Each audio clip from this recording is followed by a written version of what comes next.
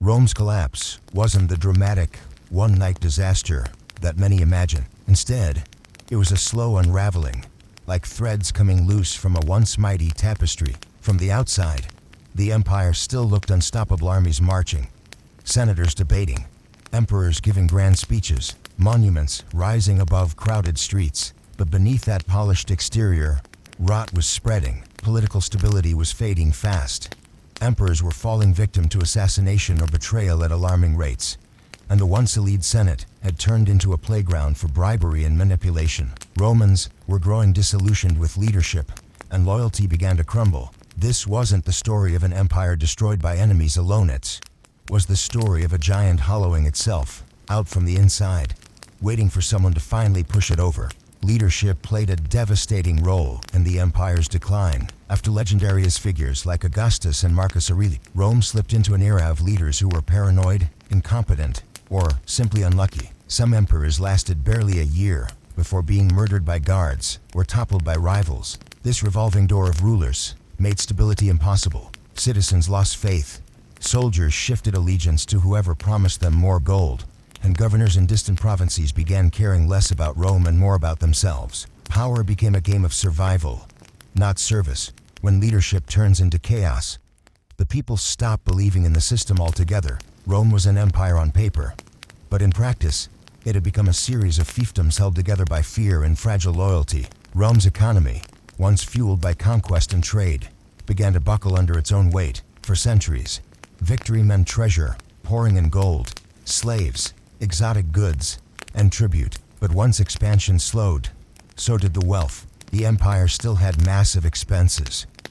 Armies to pay, defenses to build, roads to repair, public entertainment to fund. To cover the costs, taxes were raised, falling hardest on farmers and commoners who could least afford them. Meanwhile, the wealthy elite often avoided taxes entirely through corruption and bribes. Inflation hit hard, with coins losing their value as emperors tried to stretch silver supplies by minting cheap currency. Markets struggled, food prices soared, and ordinary Romans bore the brunt of an economy that seemed designed to bleed them dry. For a society built on wealth and order, this was financial poison. Rome's legions, the backbone of its power, also weakened from the inside. Once disciplined and loyal, Roman soldiers became tools in political games. Generals promised them riches and land in exchange for loyalty, even if it meant turning against Rome itself. Civil wars erupted as legions fought legions, Romans killing Romans while foreign enemies looked on in amusement. The professional army gave way to mercenaries, fighters for hire, who had no true loyalty to Rome. Discipline eroded, training declined, and morale shattered. An empire that once prided itself on military excellence now relied on soldiers who cared more about their next paycheck than defending the empire. The fall of Rome, SA armies wasn't a battlefield defeated, was a slow corrosion of loyalty, turning its strongest shield into a cracked defense. Cultural decay was another invisible weapon that gnawed at Rome's strength. The early Romans had prided themselves on discipline, sacrifice, and duty. These were the values that built aqueducts, conquered lands, and held the empire together. But over time, luxury replaced sacrifice, and entertainment replaced discipline. Gladiator games became the obsession, grand spectacles designed to distract the masses from political failures. Reddened circuses became the empire's way of keeping people happy, but they also made them passive. Citizens stopped caring about civic duty as long as they were entertained. Wealthy elites indulged in excess while commoners drowned in poverty. A society that once thrived on grit and unity slowly softened into comfort and distraction. When crisis struck, the spirit that had built Rome was nowhere to be found. Religion transformed Rome in ways that also contributed to its weakening. The rise of Christianity brought hope and unity for many, but it also clashed with traditional Roman values. Pagan temples and rituals that once bound communities together lost their power. Emperors struggled to navigate this transition, with some persecuting Christians and others embracing them. While Christianity eventually became Rome's official faith, the process divided the empire. Critics argued that the new religion made Rome less aggressive, less martial, and less dedicated to conquest. Whether or not that's true, the cultural shift added to the empire's identity crisis. Rome wasn't sure what it stood for anymore. Was it still the land of Jupiter and Mars? Or was it now a Christian empire learning to redefine itself? That uncertainty left Rome vulnerable. Size. Once Rome's pride became its curse. The empire stretched from the misty isles of Britain to the deserts of Egypt, covering vast distances that were nearly impossible to manage effectively. Communication was slow, and governors far from the capital often acted like kings in their own right. Rebellions and invasions on multiple fronts stretched resources thin, forcing the empire to fight wars it couldn't afford. Maintaining borders became a nightmare, especially when those defending them were underpaid and poorly motivated. The bigger Rome grew, the harder it was to control. What had once been a symbol of dominance became a logistical nightmare, with the empire's sheer size tearing it apart from within. Civil wars gutted Rome's stability over and over again. Rival generals marched on the capital.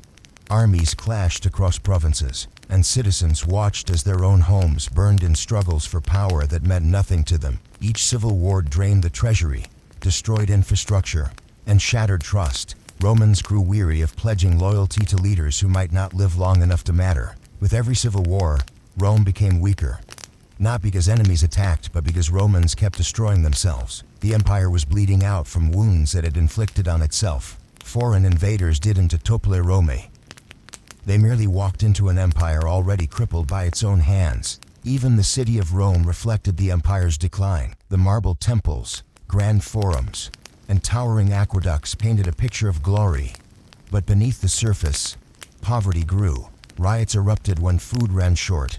Mobs demanded free grain, and the government scrambled to keep the peace by handing out handouts. Wealth concentrated in the hands of a few elite families, while the majority struggled to survive. The inequality turned Rome's capital into a city of contradictions. Beauty on the surface, despair underneath. A hotness divided couldn't pump life into an empire forever. When the capital itself is rotting, collapse is only a matter of time. Ultimately, Rome's fall was less about barbarians charging the gates and more about Rome collapsing under its own weight. Yes, invasions came, but they struck an empire already hollowed out by corruption, division, and decay. Political instability, economic struggles, military weakness, cultural decline, religious transformation, overwhelming size, and endless civil wars all combined into a storm that no empire could withstand. Rome didn't need enemies to destroy it. It had already destroyed itself from within. The barbarians simply delivered the final blow. The lesson is chilling. The mightiest civilizations don't always fall to outside forces. Sometimes they implode, undone by their own hands. Rome stands as history's greatest example of that truth.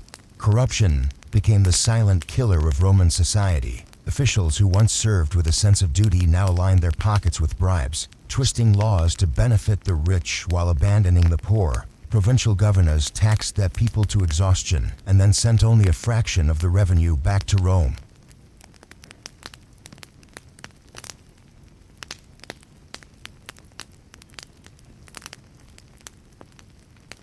Senators debated endlessly, not about policy, but about personal gain. Even judges were for sale, with verdicts going to the highest bidder. This moral decay eroded trusts. Citizens no longer believed the system would protect them. Soldiers stopped respecting authority, and even allies grew cautious of Rome's promises. An empire built on order was now drowning in disorder, not from enemies outside its borders, but from the greed festering inside its halls of power. The Roman tax burden crushed the lower classes with relentless weight. Farmers were forced to hand over grain at prices set far below market value. While the elite dodged taxes entirely, many abandoned their land, fleeing to cities in hopes of survival. But the cities offered little relief. Crowds swelled. Jobs dried up, and dependence on government handouts grew. Wealthy landowners bought up abandoned farms, creating vast estates worked by slaves, while ordinary citizens slipped into poverty. The middle class, the backbone of Rome's early strength, all but disappeared. The empire became polarized. Opulent luxury on one side, desperate hunger on the other. Such imbalance cannot sustain stability for long. The grain supply, essential for feeding Rome's massive population, became a fragile lifeline. Grain shipments from Egypt were crucial, and whenever storms, piracy, or rebellion disrupted deliveries, famine struck. Riots erupted in the streets. When bread grew scarce, emperors understood that keeping the grain supply steady meant keeping power, but securing it required resources the empire no longer had. Dependence on one food source created vulnerability. Rome, a city of marble and might, could be brought to its knees simply by a shortage of wheat. This fragility revealed just how far the empire had drifted from its old resilience. Where survival once came from discipline and the decline of civic pride further undermined Rome's strength. In earlier centuries, citizens proudly served in armies, participated in public life, and worked for the common good. By the empire, as final centuries, that sense of duty had eroded. People were more interested in avoiding taxes, dodging military service, or indulging in distractions. Patriotism gave way to apathy. The state had to bribe or coerce citizens into responsibilities they once embraced willingly. An empire cannot survive when its people no longer believe it is worth the effort. Rome's collapse wasn't just about bad leaders, it was also about a people who lost faith in their own future.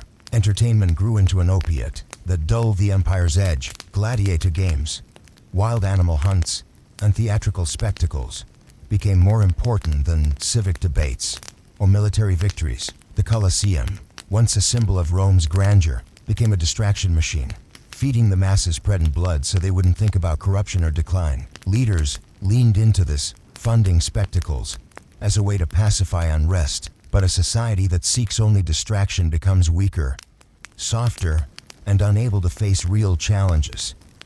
Rome entertained itself into complacency, numbing the very spirit that had once conquered the world. Another wound came from the growing divide between East and West.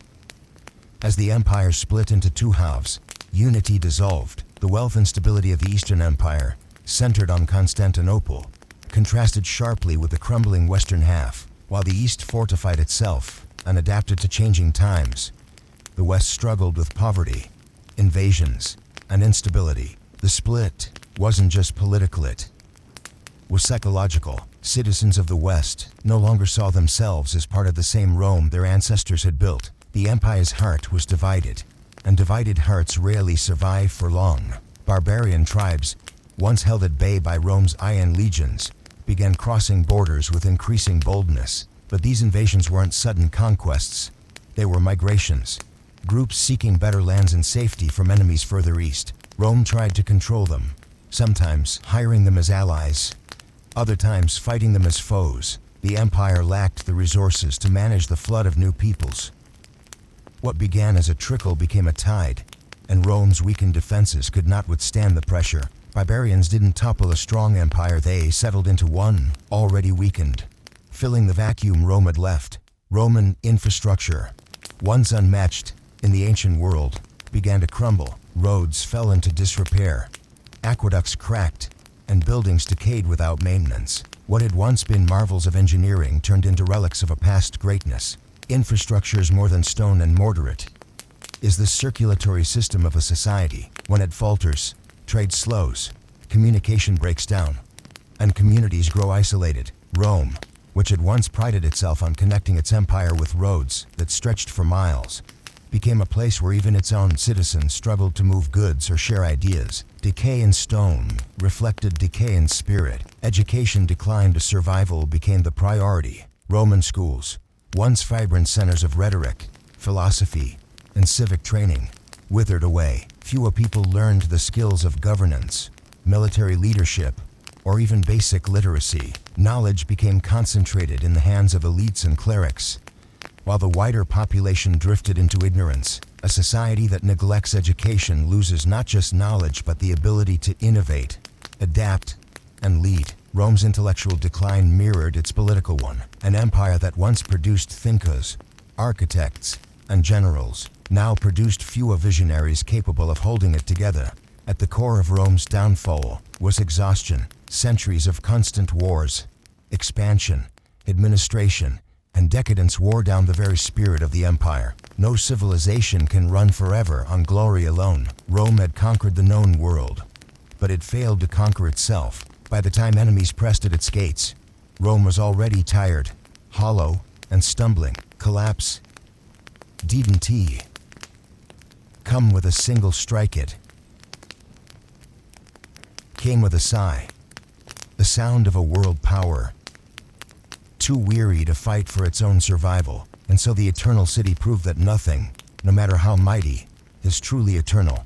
The Roman economy was once the envy of the ancient world, fueled by trade routes that spanned continents. But as the centuries passed, those arteries began to clog. Pirates disrupted sea lanes, bandits threatened caravans, and Rome no longer had the resources to secure them all. Inflation spiraled, coins were debased with cheaper metals, and confidence in currency. Merchants demanded barter instead of money, and markets grew unstable. Without a strong economy, even Rome's legendary legions struggled to remain equipped and paid. Soldiers deserted, loyalty crumbled, and the empire's economic engine sputtered into silence.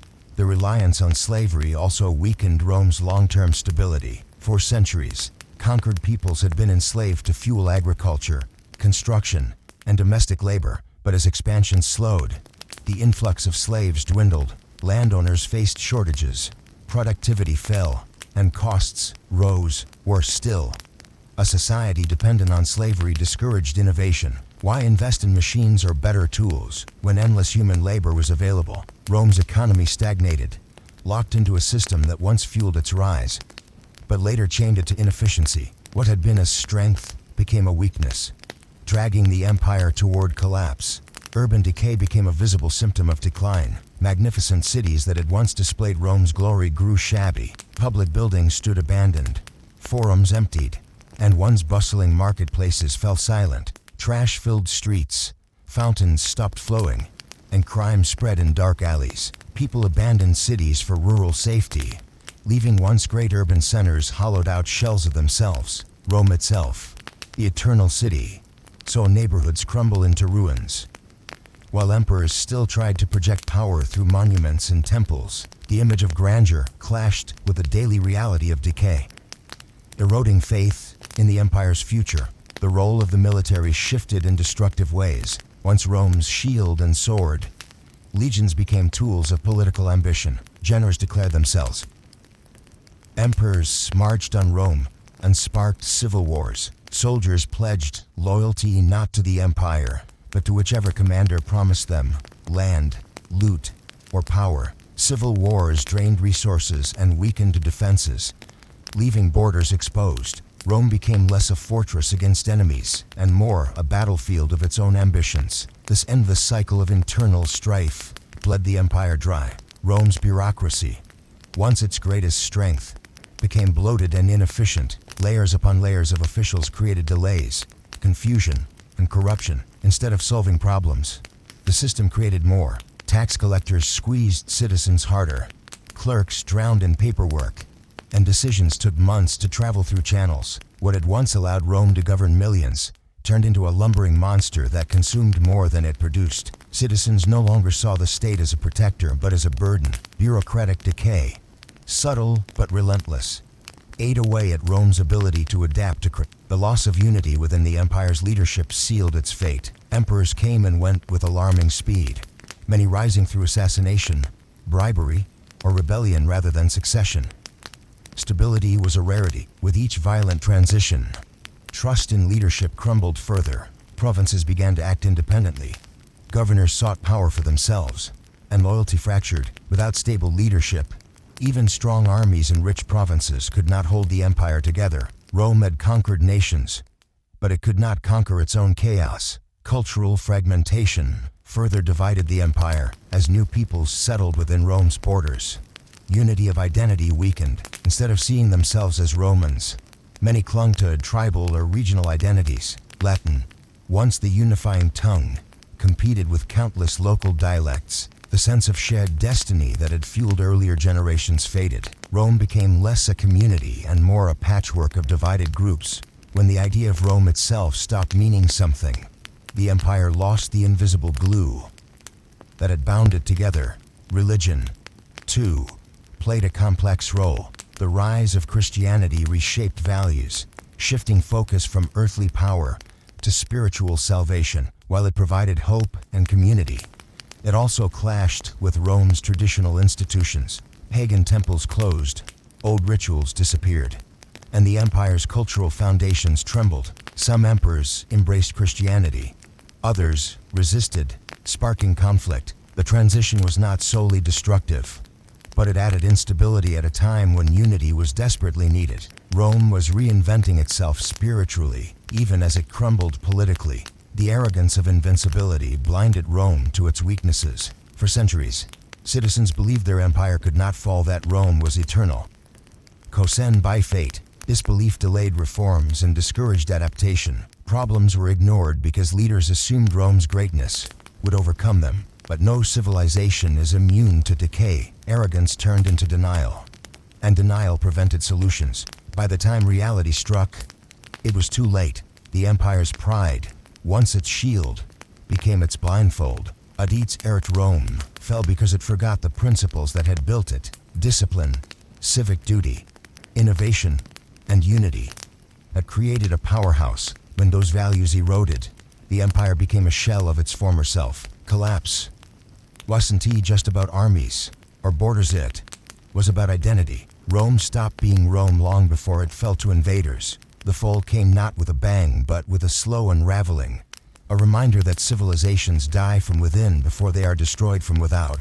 The frontier defenses that once symbolized Rome's strength, like Hadrian's Wall in Britain or the massive forts along the Rhine and Danube, are masterpieces of engineering. Yet they demanded a constant supply of men, money, and maintenance. At dissect, Rome could afford this.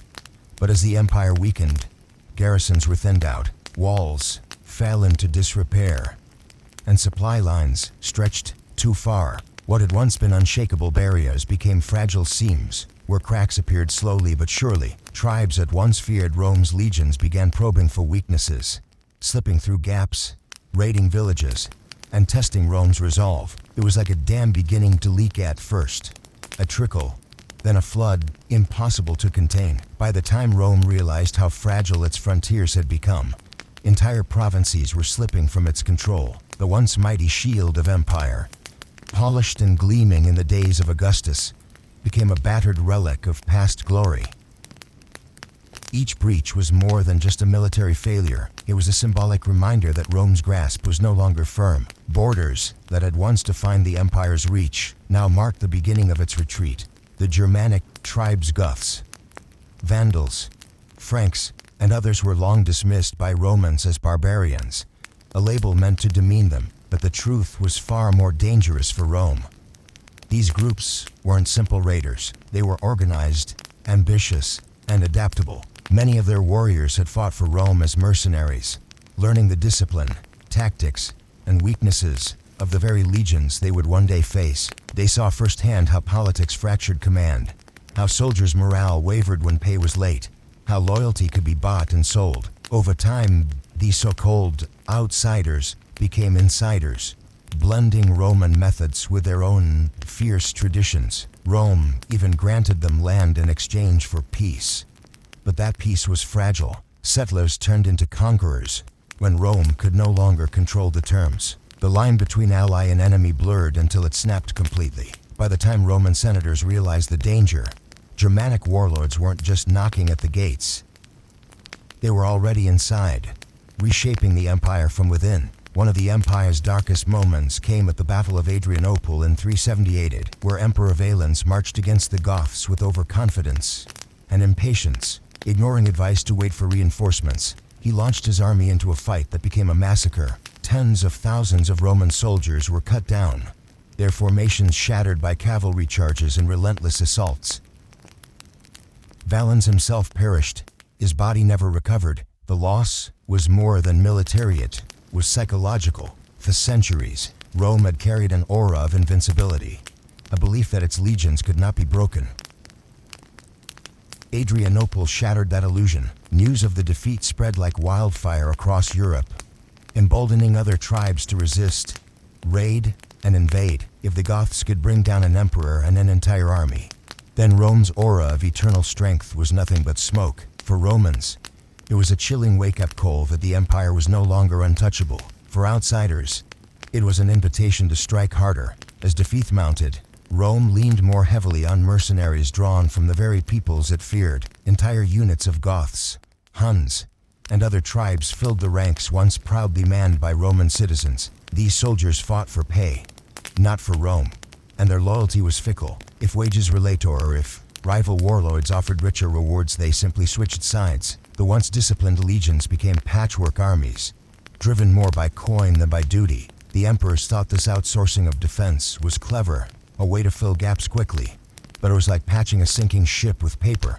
Rome's enemies knew this weakness and exploited it, tempting mercenary units to betray their masters. Armies that had once marched with unshakable unity became fragmented, unreliable, and prone to collapse at the first sign of trouble. The proud standard of the Roman eagle still fluttered, but beneath it, loyalty was crumbling like sand slipping through desperate fingers. Civil wars made everything worse. Each time an emperor Dido was murdered, ambitious generals scrambled for the throne. Instead of guarding the borders, legions were turned inward, clashing with one another in bloody rivalries. Provinces were burned, cities pillaged, and treasuries drained, not by foreign invasion but by Romans fighting Romans. Every civil war left the empire weaker, poorer, and more divided. By the time a victor emerged, resources were gone, soldiers exhausted, and enemies emboldened. The cycle repeated endlessly, each round of infighting hollowing Rome further.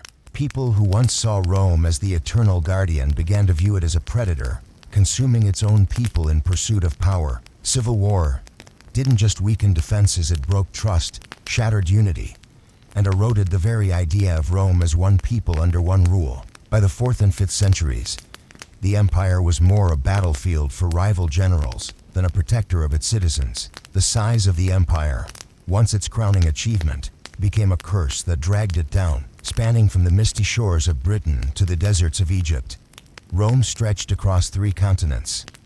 But with size came impossible demands. Communication was painfully slow, orders took weeks to travel, and often by the time they arrived, the situation had changed completely. Armies marched for months to reach distant rebellions, only to arrive too late. The logistics of feeding soldiers, supplying fortresses, and managing taxes across such a vast space became overwhelming. What had once symbolized Rome's power became the very thing that doomed it. Like leather stretched too thin, the empire's borders cracked under pressure. Administrators tried to divide the burden by splitting the empire, but even that solution only delayed the inevitable. Managing such vastness wasn't a triumph anymore, it was an anchor, pulling Rome toward the depths of collapse. When the empire split, the differences between East and West grew clear. The eastern half, with Constantinople as its jewel, thrived on trade, wealth, and strong defenses. Meanwhile, the Western Empire became the neglected sibling,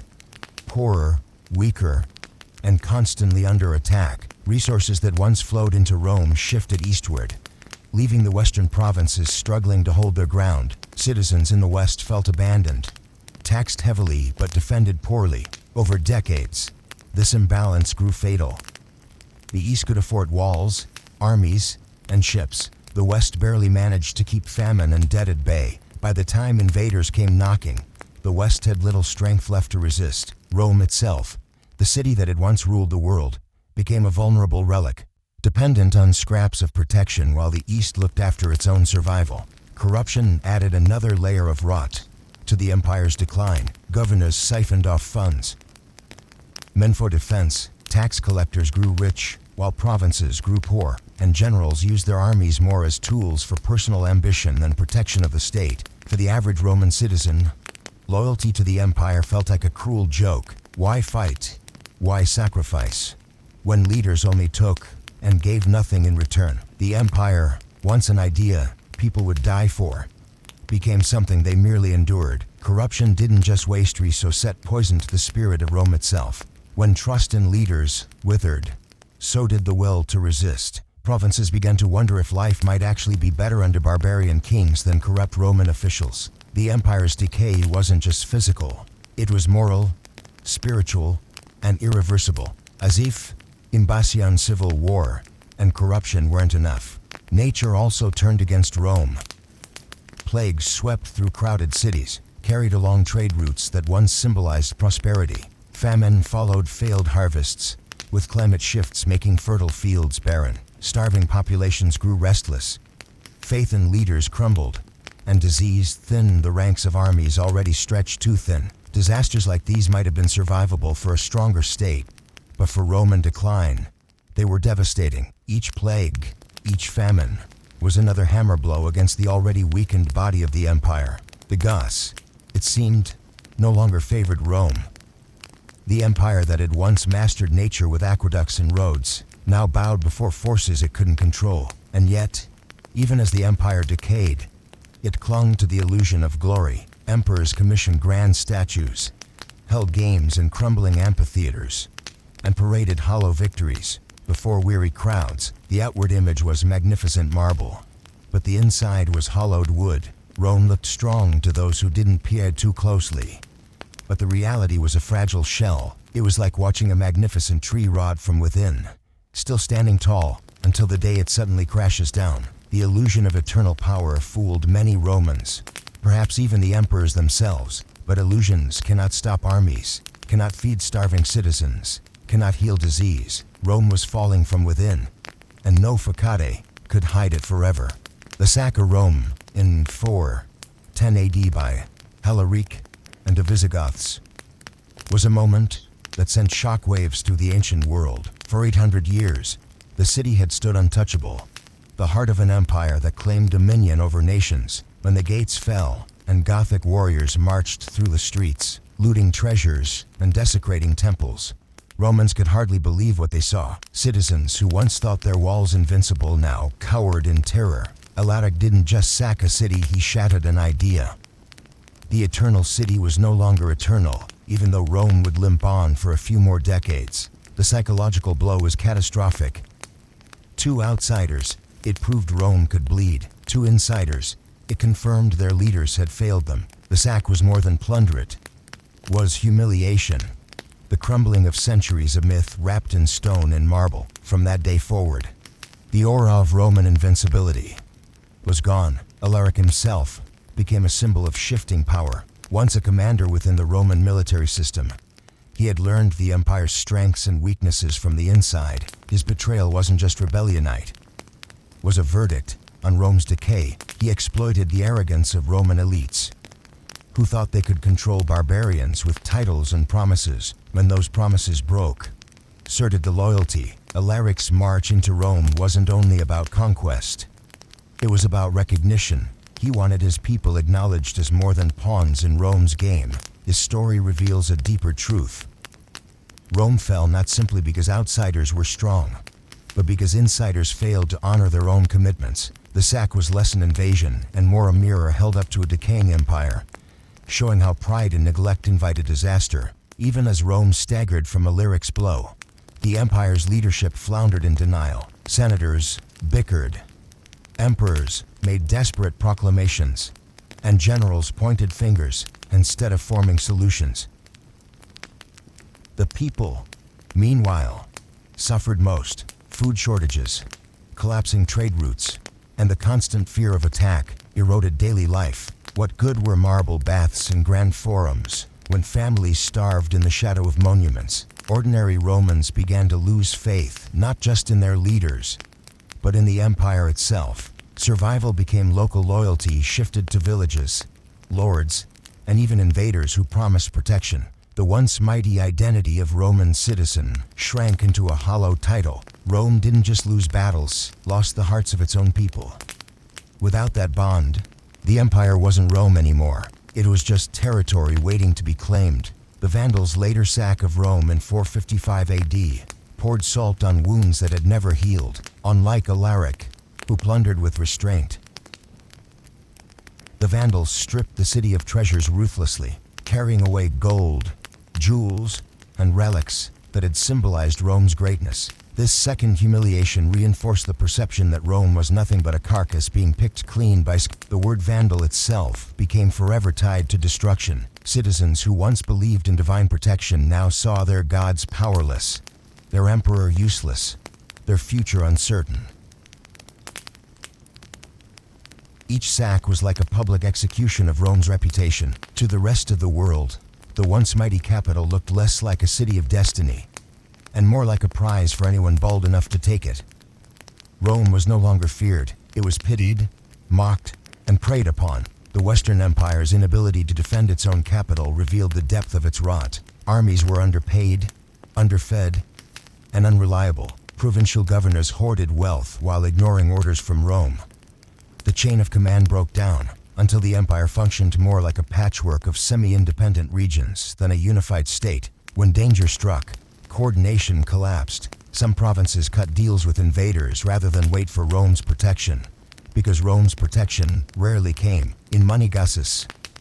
Ito stesso, called barbarians, who provided security and stability. Ironically, the empire that once conquered others now begged outsiders for help. By the mid-5th century, Rome no longer resembled an empire at all. It resembled an exhausted giant, staggering under its own weight, waiting for the final push. One of the final blows came with the rise of Odoacer, a Germanic leader who deposed the last Western Roman emperor, Romulus Augustulus, in 476 AD. The irony was, thick Rome's final emperor carried the name of its founder, Romulus, yet he wielded none of his power. When Odoacer declared himself king of Italy, there was no great battle, no dramatic resistance. Rome simply bowed, too weak and too tired to fight back. The empire's fall was almost anticlimactic, like a crumbling building collapsing under its own decay rather than being toppled outright. That's what makes the story haunting. It wasn't a spectacular defeat that ended Rome, but a quiet surrender to inevitability. For centuries, historians would debate whether Rome truly fell or simply transformed. But to those living through it, the empire's death felt real and final. The Eastern Empire, known as Byzantium, carried on Rome's legacy for another 1,000 years. But it was a different beast entirely, centered in Constantinople. It thrived on trade, religion, and a more defensible location, yet its survival only highlighted the West's failure. Romans in Italy had believed themselves the heart of civilization, but the future lay in the East. Byzantium adopted the grandeur of Rome while shedding its weaknesses, proving that the idea of Rome could survive even if the city itself collapsed. Still, for Western Europeans, the fall of Rome left a vacuum. Where once there had been centralized order, now there was fragmentation, feudalism, and centuries of struggle known as the Dark Ages. Rome's collapse wasn't just political, it reshaped an entire continent's destiny. Even in collapse, Rome's legacy remained hauntingly alive. Roads still stretched across Europe, aqueducts still carried water, and Latin still shaped languages. Invaders who dismantled the empire often adopted pieces of Roman culture, from laws to architecture, because they recognized its brilliance. That's the paradox. Rome fell, but Rome never truly died. Its body collapsed, but its spirit seeped into everything that came after. Medieval kings styled themselves as new Caesars. The Catholic Church ruled from Rome's ruins, and Renaissance artists later revived the empire's grandeur in stone and paint. The shadow of Rome was longer than the empire itself, stretching across centuries of memory and ambition. The story of Rome's fall is ultimately a human story, not just one of armies and empire. It's about how arrogance blinds leaders, how corruption poisons trust, how ordinary people bear the weight of elite failures. It's about the fragility of greatness when it's taken for granted. Rome thought it would last forever, but no empire is eternal. The cracks always begin within: neglect, division, decay. When the outside pressure comes, the collapse is only a matter of time. That's why Rome's fall remains such a cautionary tale. Every empire that followed, Byzantine, Ottoman, British, has heard the echo. If Rome could fall, so can Anjon. And so the fall of Rome became more than history. It became a myth, a symbol, a warning. Writers, politicians, and dreamers across the ages have invoked it whenever they sense decline in their own societies. The ruins of the Colosseum, the broken aqueducts, the abandoned forums all whisper the same message. Power is fleeting. What matters is not how high an empire rises, but how it sustains itself, how it treats its people, and how it adapts to change. Rome rose higher than almost any power before it, but when it refused to adapt, it fell harder than anyone imagined. Its legacy endures not because it was eternal, but because its rise and fall all lessons humanity still hasn't fully learned. The Roman economy, once the backbone of imperial strength, began to unravel under relentless pressure. Heavy taxation drained farmers and merchants while inflation devalued currency to the point where coins were barely worth their metal. Trade routes that once flowed freely across the Mediterranean were disrupted by pirates, raiders, and failing infrastructure. Rome's markets, once bustling with goods from 3 continents, grew emptier each year. Ordinary citizens found themselves struggling to afford basic food, while elites hoarded wealth in fortified villas far from the crumbling cities. The gap between rich and poor widened, eroding social trust and loyalty to the empire. Rome wasn't just fighting invaders, it was fighting hunger, poverty, and despair.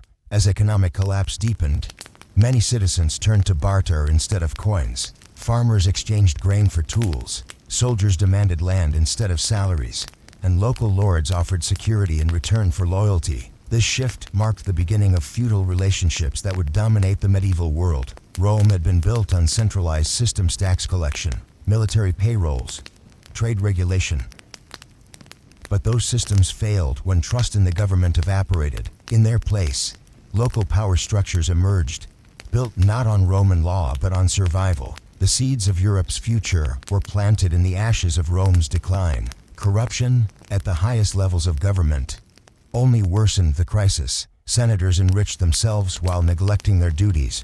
Provincial governors exploited their people instead of protecting them, and emperors came and went in a blur of assassinations and coups. Rome's leadership became a revolving door of incompetence and ambition, with little thought given to the needs of the empire's citizens. The phrase, bread and circuses, once symbolized Rome's ability to distract the masses with entertainment.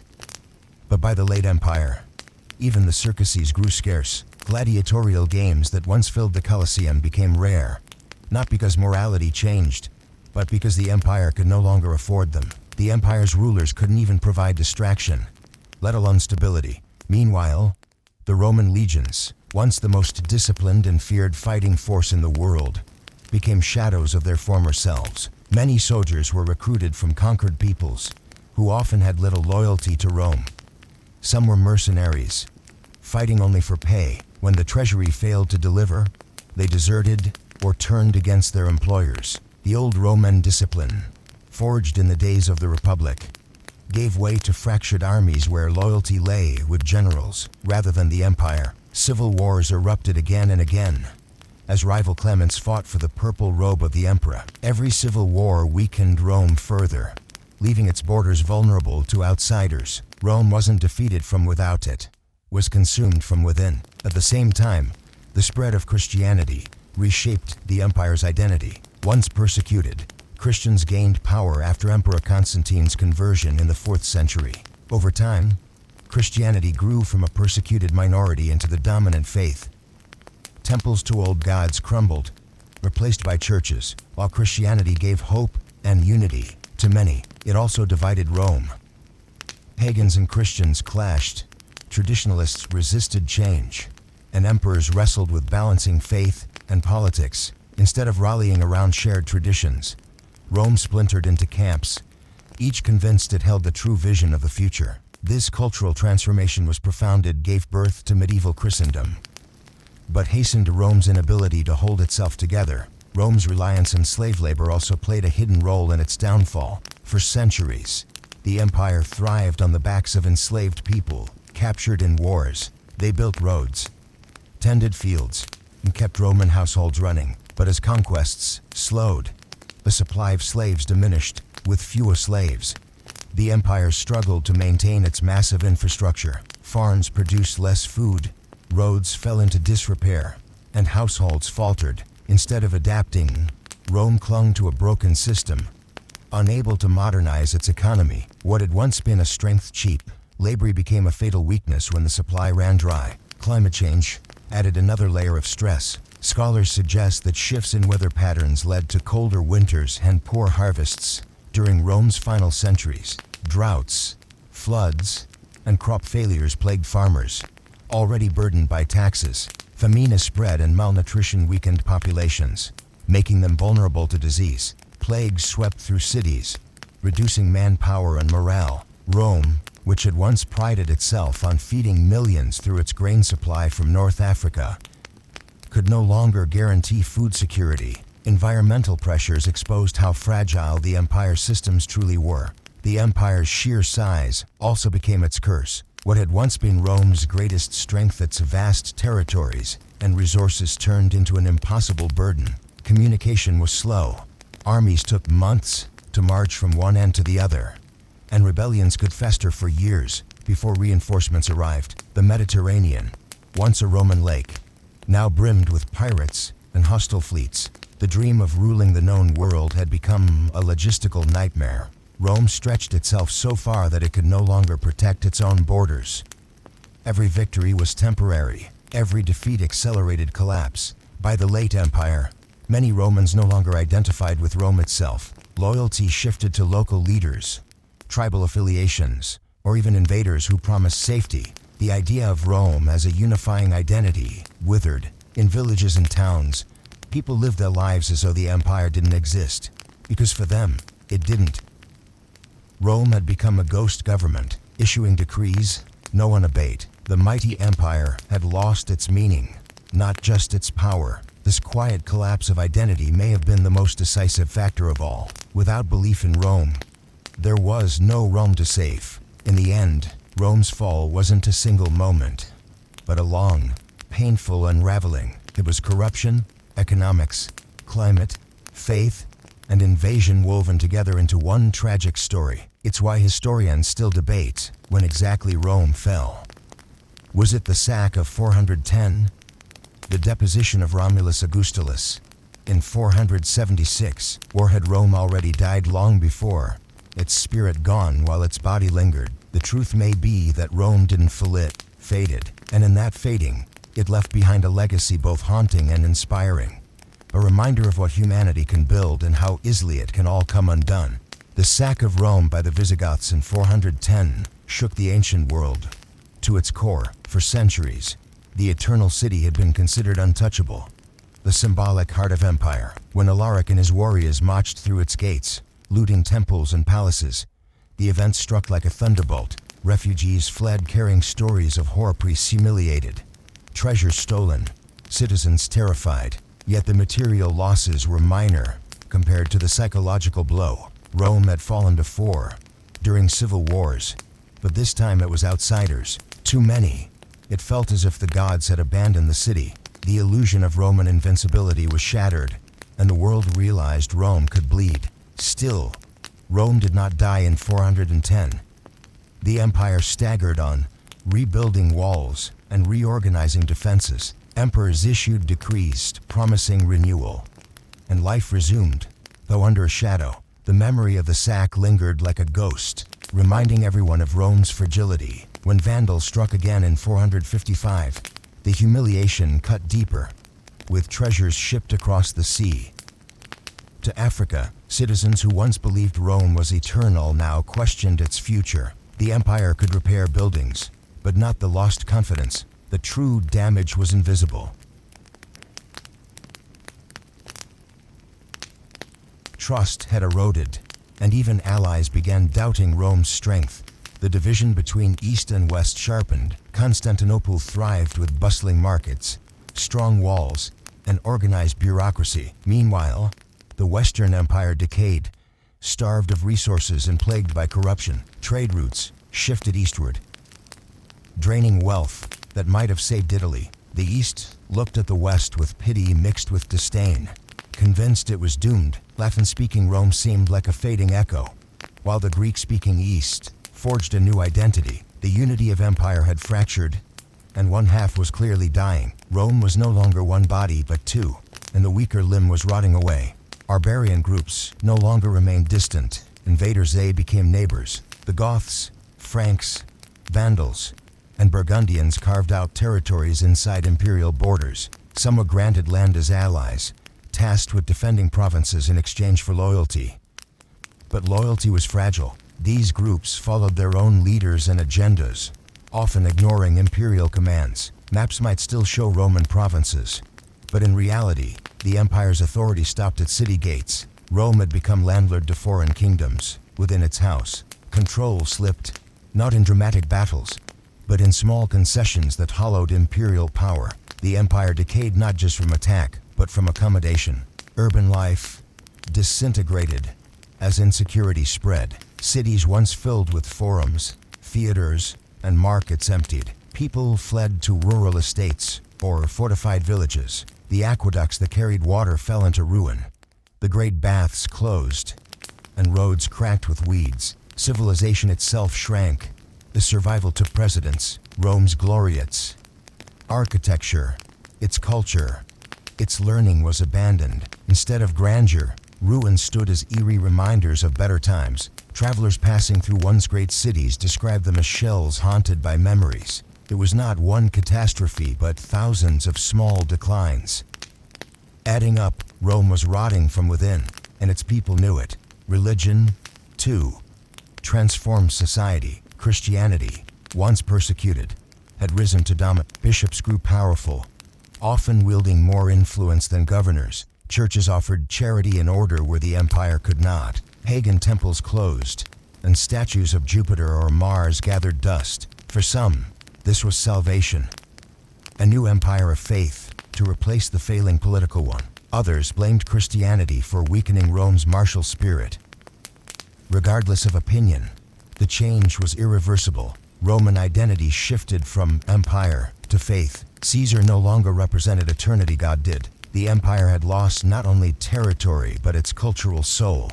By mid-century, Western emperors were little more than figureheads. Real power often lay with generals or foreign strongmen. Ricimer, a Germanic commander, famously placed and removed emperors like chess pieces. Citizens knew the throne was hollow, a dangerous title controlled by others. Once, emperors had ruled from a position of unmatched authority. Now, they were pawns in deadly games. The imperial crown, once the pinnacle of ambition, became a fragile burden. Rome had been reduced to theater, its rulers actors without real scripts. To the world, the decline was undeniable. The loss of North Africa to the Vandals in 439 was a crippling blow. Carthage had supplied Rome with grain for centuries, feeding millions. When the Vandals seized it, the empire starved. Italy could not feed itself, and shortages sparked unrest. Food once flowed steadily from fertile fields across the Mediterranean, but now ships carried it to Vandal ports. The breadbasket of Rome was gone, and with it, stability. Hunger undermined confidence in leadership more than any invasion. Citizens could forgive taxes and wars, but not empty stomachs. In this way, the Vandals conquered Rome without needing to storm its walls.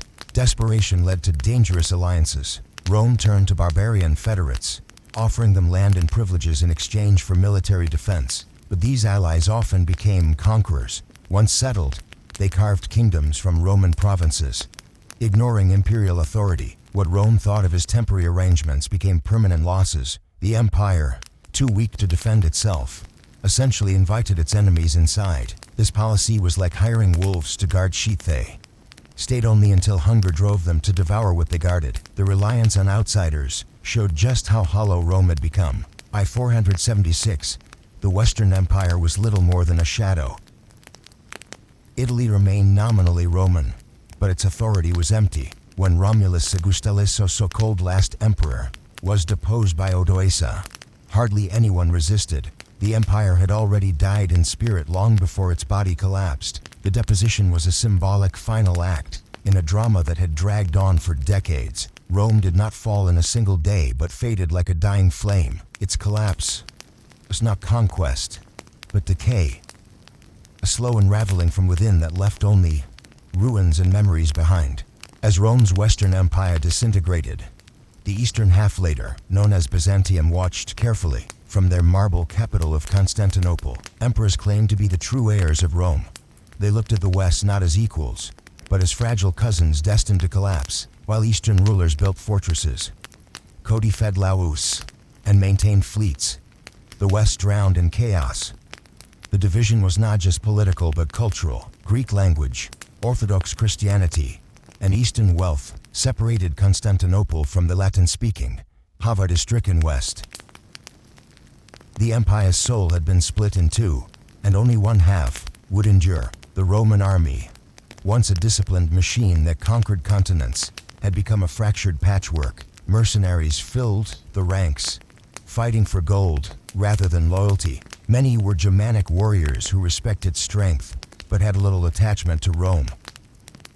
When battles grew desperate, they often switched sides or abandoned campaigns altogether. Gone were the days when legions drilled daily under veteran centurions. Now commanders begged for manpower, promising rewards that the treasury could no longer deliver. The Roman eagle standards, once feared, no longer inspired terror. Enemies mocked them as symbols of a dying empire.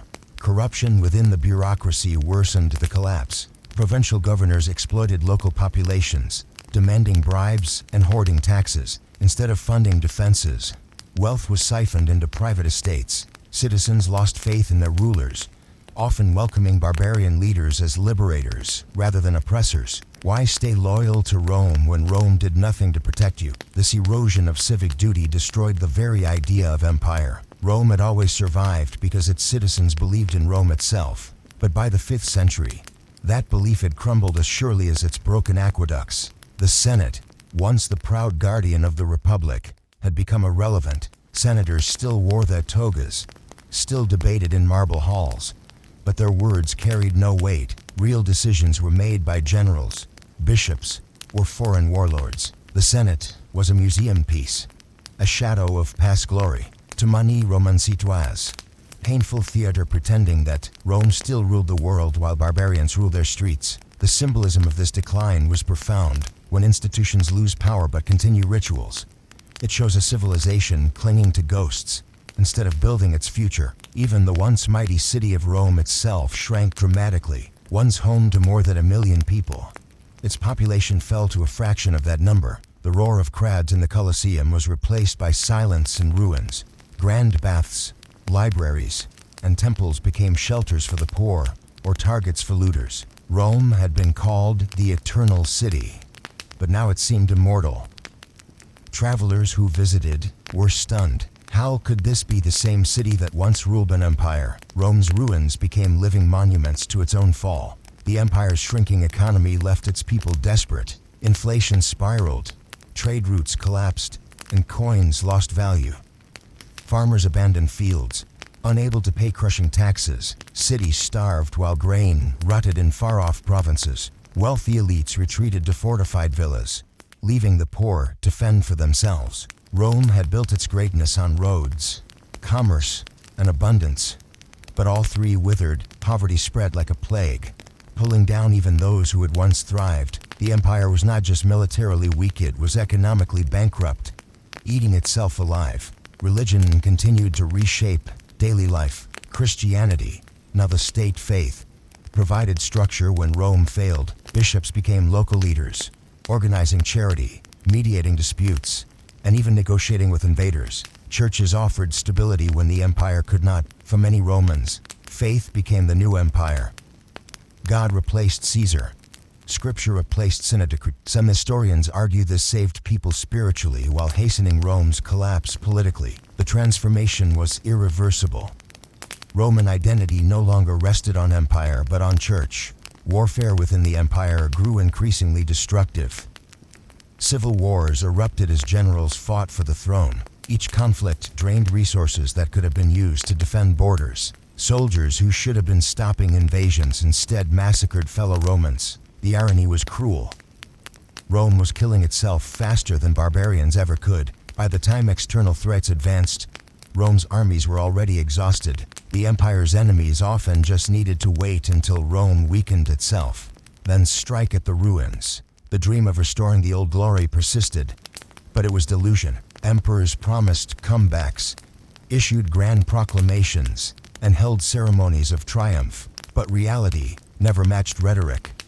Rome lacked money, men, and unity. Attempts at reform were too little, too late. When leaders spoke of reviving Rome's destiny, citizens rolled their eyes. It was theater without substance, a dying giant pretending to flex muscles that no longer existed. This gap between image and reality revealed just how hollow the empire had become. By the mid-5th century, the Western Empire resembled a decayed corpse propped up by tradition. Rome's greatness lived on in memories, in marble ruins, and in stories parents told children.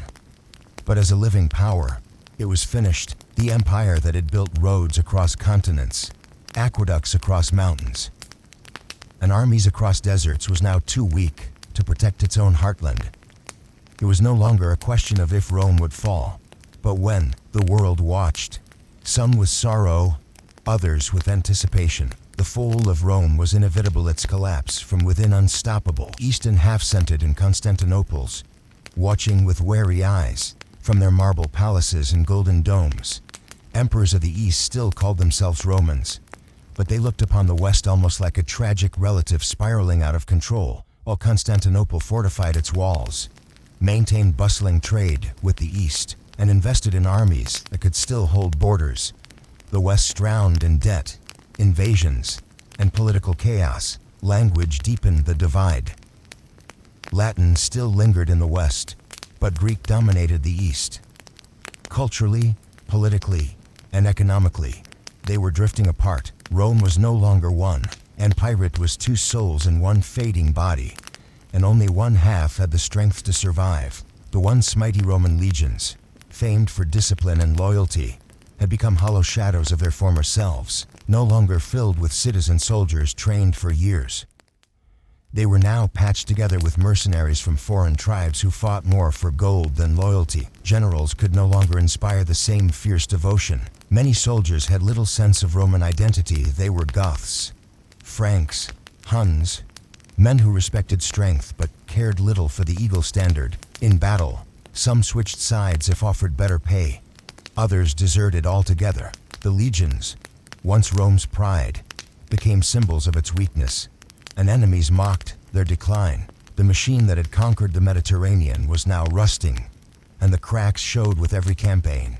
Corruption spread through every corner of administration. Governors, once expected to serve the empire's citizens, now exploited them mercilessly. Taxes that should have gone to maintain defenses were pocketed to build private estates. Soldiers went unpaid, cities neglected, and citizens starved, while elites grew fat off bribes. Ordinary people no longer saw Rome as their protector but as a predator that demanded everything while giving back nothing. It is no wonder that many welcomed barbarian chieftains as liberators, when Rome could not defend its people but still demanded tribute. Loyalty collapsed. The empire rotted from the inside long before enemies broke its gates. Trust, the very glue holding the empire together, was gone.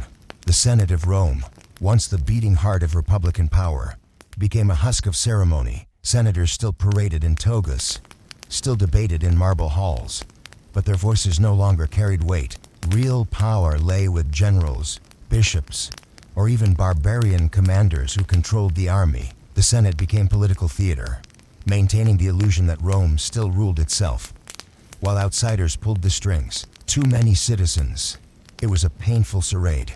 What good were elegant speeches when Vandals burned Carthage or Goths camped outside city gates? The collapse of the Senate symbolized the collapse of Rome's civic soul. It was not just the empire that fell, but the very idea of what Rome had once stood for. The city of Rome itself, once a metropolis of over 1 million, shrank into a shell of ruins. Streets that once bustled with merchants and entertainers became desolate, with grass growing between broken stones. The Colosseum, where emperors once staged spectacles for roaring crowds, now stood as a silent ruin, looted for metal and stone. Aqueducts that carried water across valleys crumbled without repair, and grand public baths fell into decay. Travelers arriving from distant provinces could hardly believe this was the eternal city they had heard about. Rome had been a symbol of eternity, but now it looked mortal. Its ruins a haunting reminder that even the greatest empires can collapse.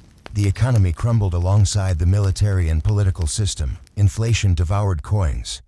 Taxes rose beyond what farmers could pay, and trade routes once guarded by Roman fleets collapsed under pirate attacks and invasions. Wealthy landowners abandoned civic duty, retreating to fortified villas, while the poor fled to the countryside in search of safety. Cities emptied, markets shrank, and hunger spread. Rome's famed roads cracked and grew over with weeds, while the flow of goods that once connected the empire ground to a halt. Poverty became the new normal, and people no longer dreamed of Roman prosperity. Instead, They clung to survival, as the empire that promised abundance delivered only scarcity. Religion reshaped Rome in unexpected ways. Christianity, once persecuted, had become the glue holding communities together when government failed. Bishops rose as powerful leaders, offering charity, negotiating with invaders, and becoming figures of stability. Pagan temples closed, their statues broken or repurposed. The old gods, once tied to Rome's destiny, faded from memory. To some, this explained the impetus for how could Rome prosper after abandoning Jupiter and Mars. To others, Christianity was salvation, a source of unity in a fractured world. Either way, Rome itself was no longer the identity people clung to. Faith had replaced empire, scripture replaced law, and eternity was sought not through Rome but through heaven. Civil wars continued to bleed the empire dry. Generals marched not against invaders, but against each other, each trying to seize the imperial throne. Armies slaughtered fellow Romans, burning fields and sacking cities that should have been defended. This internal chaos weakened the empire far more than external threats ever could. Barbarians at the borders often had to do little. They simply waited until Rome had exhausted itself in another civil war before sweeping in. It was a cruel irony. Rome destroyed itself, while outsiders simply watched. The empire's greatest enemy was not the Goths, Vandals, or Huns. It was Rome itself. Despite the chaos, emperors clung to empty rituals of triumph. They held ceremonies declaring victories that never happened, paraded through streets as though they still commanded legions, and issued decrees. No one abate. It was a hollow theater, a desperate attempt to maintain the illusion of power. The people saw through it. They knew Rome lacked money, armies, and unity. The more emperors boasted, the more citizens rolled their eyes. It was like watching an old actor on stage, performing lines from a script everyone knew by heart but no longer believed. The empire lived in shadows of its former glory, pretending while reality crumbled. By the mid-5th century, the Western Empire was a hollow shell. Rome's greatness lived only in memory, in marble ruins and fading legends. Politically, militarily, and economically, the empire was already dead. The deposition of Romulus Augustulus in 476 was merely the final page of a story that had ended long before. The fall of Rome was not a sudden event, but a slow, agonizing decay, a collapse from within that no enemy could have inflicted alone. Rome killed itself through greed, division, and neglect. Its enemies merely swept away, but little remained of its once mighty corpse. As the Western Empire slipped deeper into decline, its enemies no longer feared it. Once, the very name of Rome sent shivers across Europe, Africa, and Asia. Now, barbarian tribes treated Roman armies as obstacles rather than threats. They raided with boldness, knowing Rome lacked the strength to retaliate. This shift in perception was deadly. Empires survive as much on reputation as on armies. When fear of Rome vanished, so too did its deterrence. Rome became prey, and predators sensed a weakness. The old days of conquest were over, and the empire that once ruled the world could barely defend its capital. The Eastern Empire, flourishing under Constantinople's leadership, watched the collapse with a mix of sorrow and calculation. To them, the fall of the West was both tragedy and opportunity. With the West weakened, Constantinople claimed the mantle of true Rome. Trade flowed through its harbors, and Byzantine emperors boasted of their strength, yet they did little to save the West. Why rescue a drowning sibling when its downfall secured your dominance? The division between East and West had become permanent, a fracture that ensured only one Rome would survive, and it wasn't the city on the Tiber. Ordinary Romans bore the brunt of decline. Farmers abandoned fields under crushing taxes. Merchants closed shops as roads filled with bandits, and craftsmen lost markets to foreign competition. Survival replaced ambition. Once, Roman citizens had believed they belonged to the greatest empire in history. Now they felt abandoned, forced to fend for themselves, while officials grew rich from corruption. The sense of collective identity Roman. Pride dissolved. People looked to local lords, bishops, or even barbarian leaders for protection. Rome no longer felt like a home. It felt like a relic.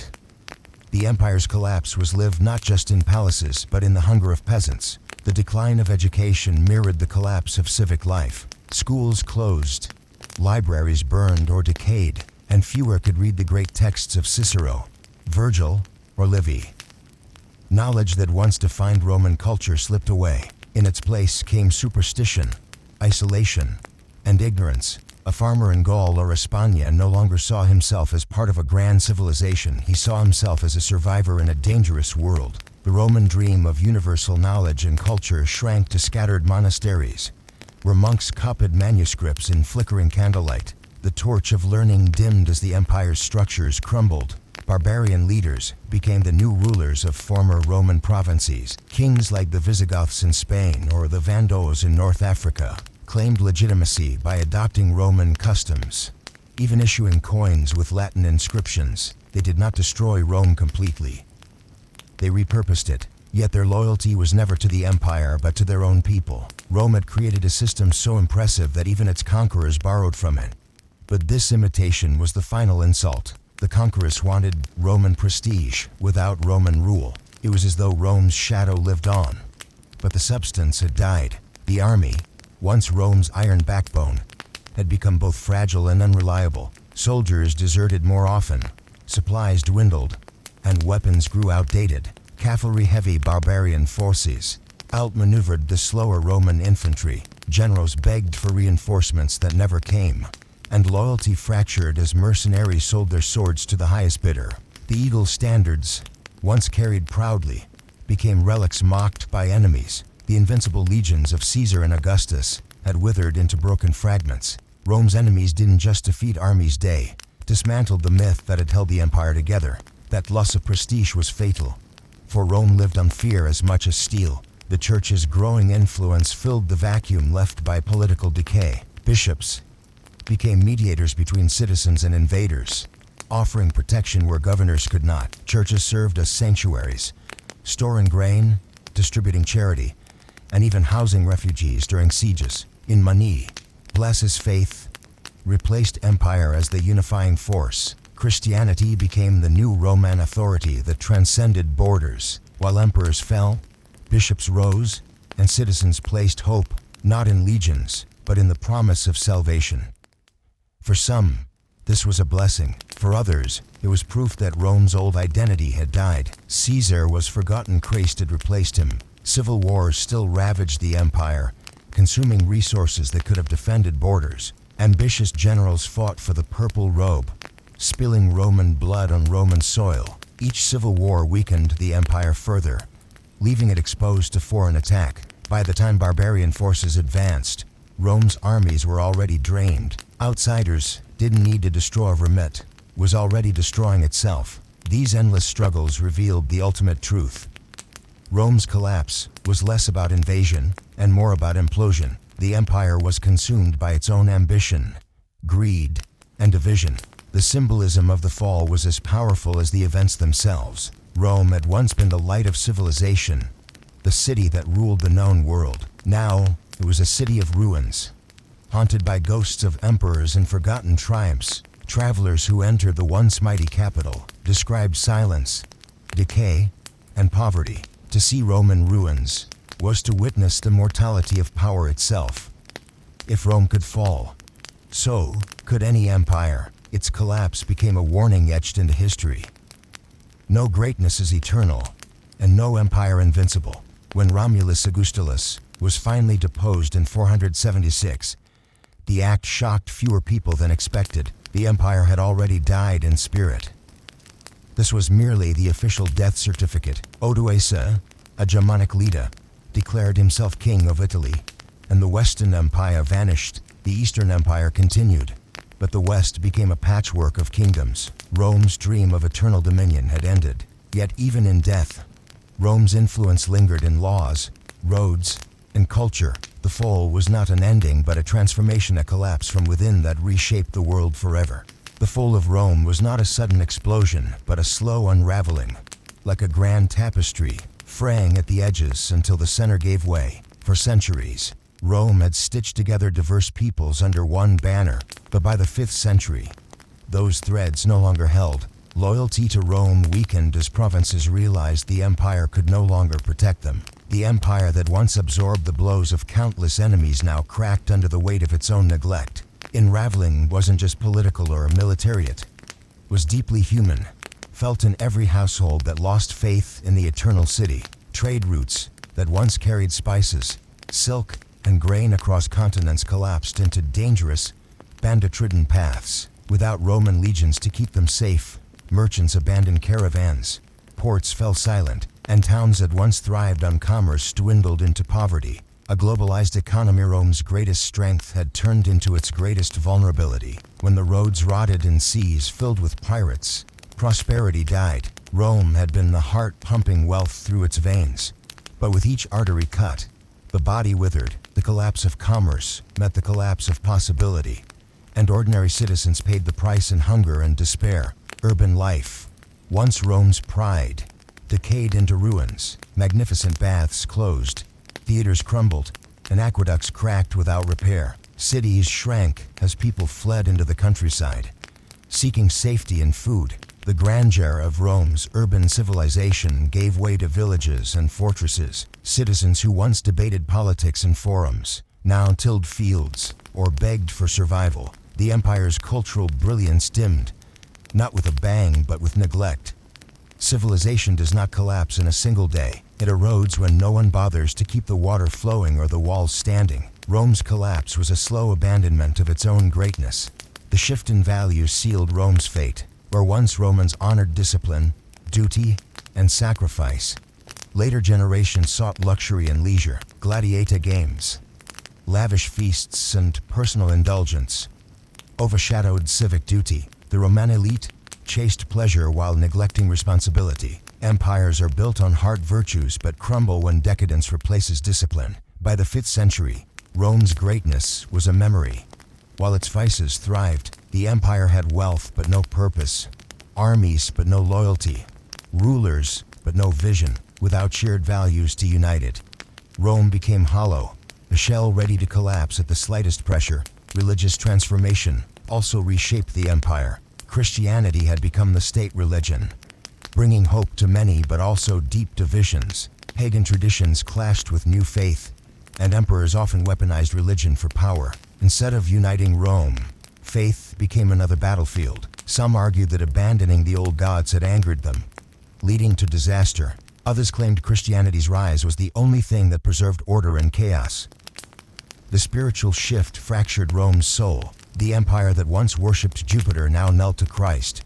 But the transition was turbulent, pulling at the threads of identity and tradition. Barbarian migrations poured through the weakened borders, not as invading armies but as entire peoples seeking land. Goths, Vandals, and Huns didn't just conquer, they settled. Rome struggled to absorb them, often resorting to treaties that ceded land. These groups became both allies and enemies, serving in Roman armies one year and raiding Roman towns the next. The line between Roman and barbarian blurred, erasing the empire's sense of uniqueness.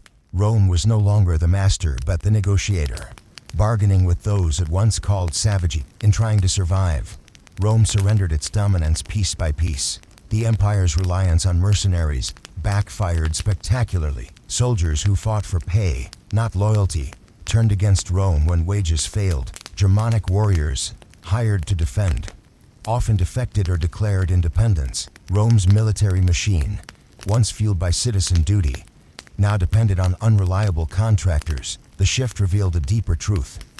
Rome had lost the ability to defend itself. An empire that cannot protect its people does not last. By outsourcing survival, Rome signed its death warrant. The invincible legions had transformed into mercenary mobs, and wheat them last. Vestiges of Rome's power crumbled into dust. The symbolism of fire haunted Rome's last centuries. Cities burned in barbarian raids, temples smoldered, and libraries turned to ash. Fire was both literal and metaphorical, a cleansing of the old order. When Alaric's Visigoths sacked Rome in 410, the world gasped. How could the eternal city burn? The sack shocked the Roman psyche more than the material loss.